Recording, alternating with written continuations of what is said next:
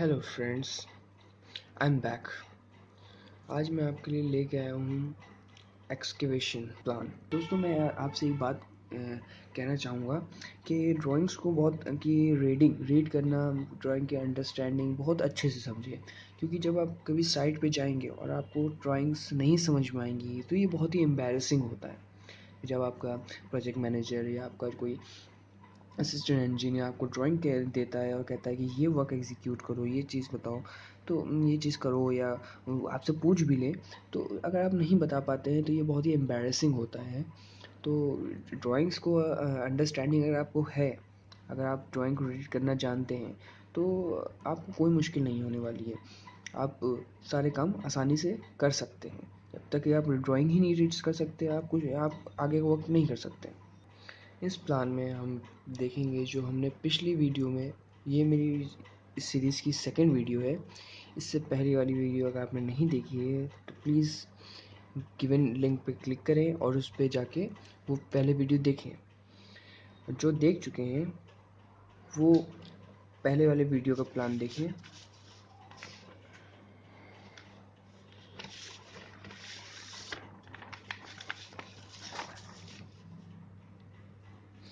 इसमें जो ये मेन प्रपोज बिल्डिंग हमारी है, ठीक, इसका आज हम एक्सकेवेशन प्लान सीखेंगे। देखिए, आपको ये दिख ही रहा होगा कि इसका जो शेप है ये सेम इसका है। तो ये जो हमारा मेन प्रपोज बिल्डिंग प्लान था वो आज हम उसका एक्सकेवेशन प्लान सीखेंगे। Okay, now get started.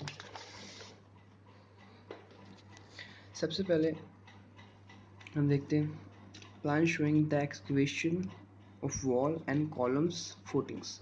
इस प्लान में जितने भी हमारे फाउंडेशंस स्टार्ट हो रही हैं, जितने भी वॉल्स आ रही हैं, कितनी भी कॉलम्स आ रही हैं, यहीं से स्टार्ट होगी। तो उन सब को हमारे जब एक्सकेवेशन हम कराएंगे, हम जब लेआउट करेंगे, उसके बाद जो एक्सकेवेशन कराएंगे तो उसमें इन सब चीज़ों का ध्यान रखेंगे।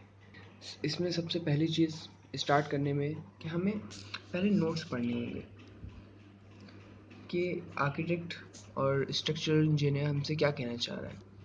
उसने हम हमारे लिए क्या चीज़ें बताई हैं जिनका हमें इसमें ध्यान रखना है। बहुत से इंजीनियर्स कंसीडर करते हैं कि ये चीज़ें इतनी इम्पोर्टेंट नहीं है, इनको पढ़ना इतना इम्पोर्टेंट नहीं है, पर ये गलत है। इन पॉइंट्स को पढ़ना बहुत ज़रूरी है, क्योंकि इन पॉइंट्स के बेसिस पर ही ये डिज़ाइन किए जाते हैं स्ट्रक्चर्स। इसमें कुछ पॉइंट्स जो हमारे नोट्स में गिवन हैं वो अभी एक्सकेवेशन से रिलेटेड नहीं है, इसलिए मैं उनको अभी नहीं बता रहा हूँ।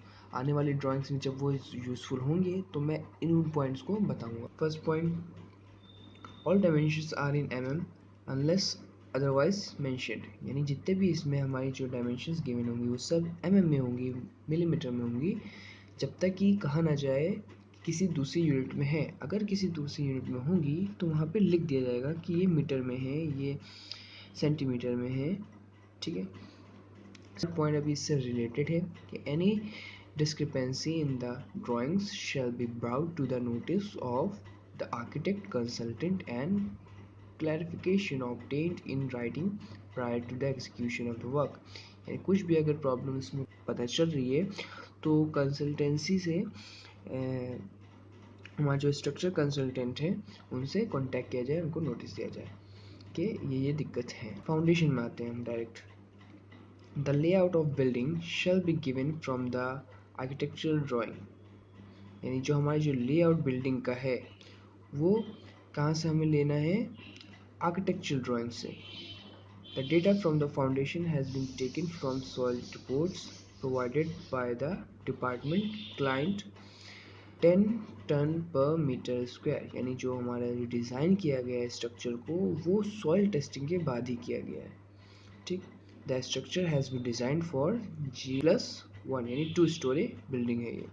अब हमारे पास सबसे पहले एक्सकेवेशन के टाइम पे हम सबसे पहले क्या देखेंगे, इसका लेआउट कराएंगे। लेआउट के बारे में मैंने उस पिछली वीडियो में आप लोगों को बताया था कि लेआउट के बारे में थोड़ी सी हिंट दिया था कि कैसे कराएंगे। हमारे पास पॉइंट्स गिवन होंगे, हमारे पास बैक साइड पॉइंट्स हैं, फ्रंट साइड पॉइंट्स हैं और लेफ़्ट साइड पे इसके पॉइंट्स हैं, तो उस पॉइंट से हम यहाँ पे मार्किंग कर लेंगे। अभी मेरा जो सब्जेक्ट लेआउट नहीं है, इसलिए मैं लेआउट के डिटेल में नहीं जाऊँगा। अब मैं आता हूँ इसके अंडरस्टैंडिंग पे कि रीड कैसे करेंगे इस ये ड्राइंग को, इसमें जो नोटेशंस गिवन है वो क्या है। ठीक, अब इसके लिए हमें कुछ और ड्राइंग्स की भी ज़रूरत पड़ेगी इसके रिलेटेड। ये ड्राइंग है हमारी S1। ठीक, तो कहीं पे भी अगर कोई ड्राइंग हमसे कहती है कहीं पे कि ये रेफ़र करना है शीट S1 से, तो हम इसी ड्राइंग से आके रेफ़र करेंगे। ठीक, पहले हम देखेंगे कि यहाँ पे सेक्शंस गिवन है कि हमारे ये जो लाइंस शो कर रही हैं ये हमारा एक्सकेवेशन होना है, और इसके अंदर जो स्मॉल ये जो शो कर रही हैं ये हमारी शो कर रही हैं 9 इंच वॉल्स। ओके, आप देख सकते हैं कि ये 9 इंच वॉल्स हर जगह पे जा रही हैं। कहीं पे ये हमारा एक्सकेवेशन सेक्शन 2 है, कहीं पे सेक्शन 1 है, कहीं पे सेक्शन 3 है। अब ये सेक्शन 1 सेक्शन 2 और सेक्शन 3 क्या होता है, इसके लिए हमें दूसरी शीट से रेफ़र करना पड़ेगा। सेक्शन के डिटेल की ड्राइंग है, यहाँ पे देखिए गिवन है सेक्शन 3 सेक्शन 3 की हाइट जो हमारा यहाँ पे पीसीसी होगी, इन कंक्रीट है, इसके ऊपर यानी ये हमारा जो पीसीसी है वो 150 है, यानी 150 mm। All dimensions are in mm, so this is also mm। ठीक, तो हम और उसके बाद हमारे जो लेवल 1 उसके बाद जो हमारा 345 mm की जो हमारी इसके बारे में एक चीज़ बता दूं कि इस जो फाउंडेशन है ये ब्रिक फाउंडेशन है, ऑलमोस्ट ब्रिक फाउंडेशन है, इसलिए यहाँ पे ये शेडेड है। शेडेड होने का मतलब है कि ये ब्रिक वर्क है। ठीक, ये ज़रूर ध्यान रखें, और ये जिस तरह से डॉटेड होता है ये कंक्रीटिंग है, ये शेडेड जिस तरह से लाइंस हैं इससे पता चलता है ये ब्रिक वर्क है और ये कंक्रीटिंग है। ठीक, तो इसकी हाइट क्या होगी इस 345 की, 300 mm यानी 30 सेंटीमीटर। ठीक, अब यहाँ से बॉटम से ग्राउंड फ्लोर तक हमें कहाँ कितने जाना है 750, तो यहाँ से ये जो हमारी डिस्टेंस होगी ये यहाँ से कितनी हो जाएगी 300 प्लस 150 हो गया 450, तो ये हो गई हमारी 300 ऑल्सो। ओके, तो यानी 230 जो हमारा होगा, यानी ये 230 है, यानी 230 इक्वल्स होता है हमारा 9 इंच अप्रॉक्स। ठीक, यहाँ से यहाँ तक जाइए। अब उसके बाद हमारा प्लेन तक जाएगा कि कहाँ तक हमारा प्लेंथ जाना है। ठीक है, फिर वहाँ पे हमारा प्लेन बीम आ जाएगा। ठीक, ये हमारे हो गई सेक्शन 3 की बात, जो कि हमारा शोन है इस यहाँ पे। ठीक, अब हम आते हैं सेक्शन 2 पे। सेक्शन 2 हमारा जो स्टार्टिंग है वो 950 mm से, यानी अप्रॉक्स 1 मीटर से। ठीक, 50 mm कम है 1 मीटर में। 1000 mm इक्वल्स 1 मीटर। ओके, ये 150 का है, ये 150 रहेगा। ठीक, और ये इसकी डेप्थ प्लेन कंक्रीट की या पीसीसी की।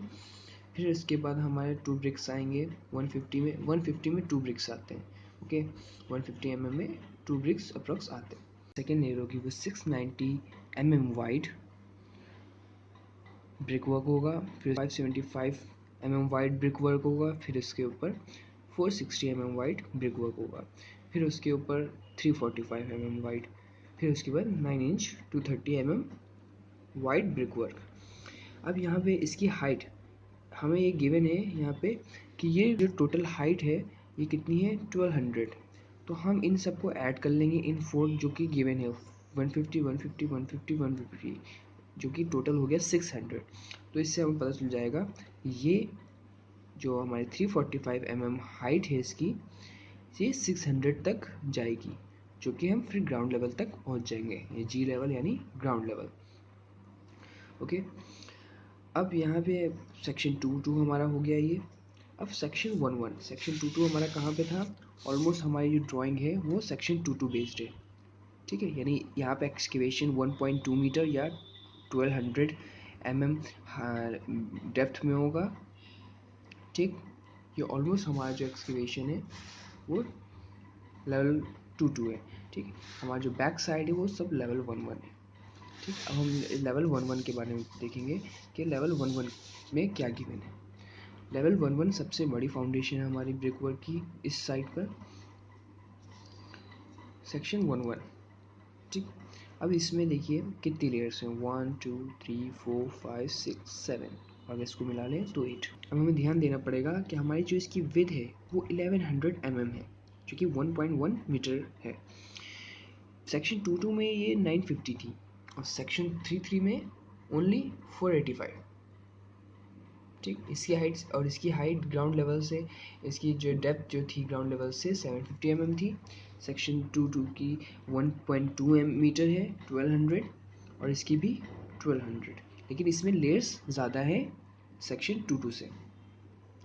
यहाँ पे हमारा 150 का एक की एक लेयर पीसीसी हो गई, फिर 920 वाइड ब्रिक वर्क, फिर 805 mm वाइड ब्रिक वर्क, फिर 690 mm wide brick work, 575, 460, 345 and last में 230। अब ये सारी जो हमारे जो लेयर्स है वो 150 हाइट में है, 150 150 150 150 150 150 150 1 2 3 4 5 6 7 हमारी 7 है, ठीक। और यहाँ पे जो 230 है ये भी आएगी 150, यानी होगी 8 लेयर्स हैं, 8 इंटू 150 इक्वल्स 1200। ओके, ये हमारे हो गए सेक्शंस की अंडरस्टैंडिंग कि सेक्शंस किस तरह से डिवाइड है, सेक्शंस किस तरह से बांटे गए। अभी हमने आपको बताया कि हमारे सेक्शंस, ये जो हमारे सेक्शंस गिवन है उनका क्या वर्क है। तो हमें पता है कि हमारे जो सेक्शन 1.1 है उसकी जो डेप्थ क्या है, उसकी जो विड्थ क्या है, ठीक है। सेक्शन 2 की विड्थ क्या है, सेक्शन 3.3 हमारे गिवन है यहाँ पे ये सेक्शन 3.3 और ये मेनली पार्टीशन वॉल्स हैं, इसलिए ये बहुत ही छोटी हैं और इनकी डेप्थ बहुत ही कम है। तो हमको पता है कि सेक्शन 1.1 हमारा जो 1.1 है वो हमारी विड्थ कितनी है, 1100 mm। सेक्शन 2.2 की विड्थ हमारी कितनी है, 950 mm। और हमारा सेक्शन 3.3 कितना गिवन है, सेक्शन 3.3 कितना गिवन था हमारा, 485। तो अब जब हम इसका जो लेआउट करेंगे तो लेआउट में हम ऑलरेडी इस चीज़ का ध्यान रखेंगे कौन कौन सा सेक्शन है, कि ज़रूरी नहीं है कि हम सेक्शन 3.3 में भी सेक्शन 1.1 की जितना ही वाइड टिक करें, तो ये हमारे रिसोर्सेज का नुकसान होगा अगर हम ज़रूरत से ज़्यादा वर्क करेंगे उसकी कोई ज़रूरत ना हो। तो हम अगर इसको प्लान करेंगे तो हमारा मैन पावर भी कम लगेगा, हमारे रिसोर्सेज कम लगेंगे, हमारी जो कैपिटल है वो कम खर्चा होगी। अब सेकेंड पॉइंट पे आता हूँ, कॉलम्स। आई होप कि आप ये समझ गए होंगे सेक्शंस किस तरह से डिवाइड हुए हैं, ठीक। अब यहाँ पे अब हम आते हैं कॉलम्स पे। ये हमारी पहले फाउंडेशन है, जो ये बड़ी वाली है ये हमारी फाउंडेशन है, और इसके अंदर जो छोटा रेक्टेंगल है ये हमारा कॉलम है, ठीक। तो यहाँ पे गिवन है कि यहाँ कॉलम C1 है और फाउंडेशन कौन सी है हमारी यहाँ पे, फुटिंग, सॉरी, ये हमारे गिवन है कि ये हमारा कॉलम में ये फुटिंग 4 है और ये कॉलम 1 है, और यहाँ पे हमारा 8 कॉलम्स हैं और 8 फुटिंग्स हैं। अब ये गिवन है यहाँ पे, ये 1800 वाइड है, footing 2, footing 3 2100 mm, footing 4 2400, footing 4 2400।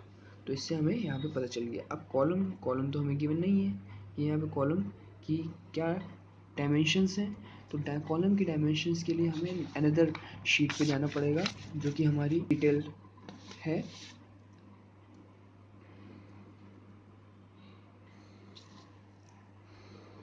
जी, यहाँ पे हमारे कॉलम C1 और C2 गिवन है। कॉलम C1 है 300 इंटू 525 और C2 कॉलम हमारा है 300 इंटू 525। यहाँ पे हमारे कॉलम में जो बार्स हैं वो गिवन है, स्टील कहाँ कहाँ प्रोवाइड करना है, टाइज उसमें कैसी है, उनके बीच में सेंटर डिस्प्लेसमेंट कितना है, ये सब हम अगली अनदर वीडियोस में इसको डिटेल में बताएंगे। फ़िलहाल हम अभी एक्सकेवेशन पे हैं। ये हमारा रैंप है, तो रैंप में भी आप देख रहे हैं कि कुछ फुटिंग्स और कॉलम्स आ रहे हैं। ठीक, तो रैंप हमारी इस प्लान में यहाँ पे गिवन है। ये हमारी रैंप है, इसमें फुटिंग 1 यूज़ हो रही है। फुटिंग 1 हमारी है 1200 mm wide. Footings almost square होती हैं, तो अगर ये 1200 दिया है तो इसकी लेंथ भी 1200 होगी और ब्रेथ भी। C2 कॉलम में हमें यूज़ किए हैं। C2 कॉलम हमारे डायमेंशंस कितना है, क्या हो गया हमारा C2 कॉलम्स का है 300 इंटू 525। ठीक, तो हमारे दोनों कॉलम्स की डायमेंशंस एक ही हैं, बस टाइल्स का फ़र्क है, टाइल्स किधर किस शेप में लग रही है। ठीक, तो यहाँ पे हमारी गिवन हो गई कॉलम्स और फुटिंग्स। अब इसको मैं नेक्स्ट वीडियो में इसके लेआउट के बारे में बताऊंगा। मैं अभी लेआउट के बारे में मैंने इसलिए नहीं बताया क्योंकि अगर मैं अभी लेआउट के बारे में बता दूंगा तो आपको समझने में मुश्किल आएगी। नेक्स्ट वीडियो में जो हमारी नेक्स्ट इसके आगे की जो ड्राइंग है उसमें लेआउट करना बहुत ही आसान हो जाएगा उसको, उस ड्राइंग को देख के, और वहाँ पे जब मैं लेआउट के बारे में आपको बताऊँगा तो आपको बहुत आसान हो जाएगा समझना भी और उसको एग्जीक्यूट करना भी। तो होप कि आपको ये वीडियो पसंद आई होगी, और अगर कोई सवाल है, कोई क्वेश्चन है तो आप कमेंट बॉक्स में मुझसे पूछ सकते हैं। मैं जल्द ही एक ईमेल आईडी भी बनाने वाला हूँ जो कि यूज़फुल होगी आप लोगों के क्वेश्चंस के लिए। I hope you like it. Comment, share, like, subscribe करना ना भूलें। अगर आपको पसंद आ रही है तो ज़रूर मुझे बताएं, ताकि मैं भी समझाऊँ कि मैं किस तरह से बना रहा हूँ, मुझे यहाँ किस किस सेक्शन में अपने इम्प्रूवमेंट लाना है बताने के तरीके में। तो आई होप कि आप इसको पसंद कर रहे होंगे और आप इसको देख रहे होंगे और आप दूसरों को भी इसको शेयर कर रहे होंगे। Thank you so much.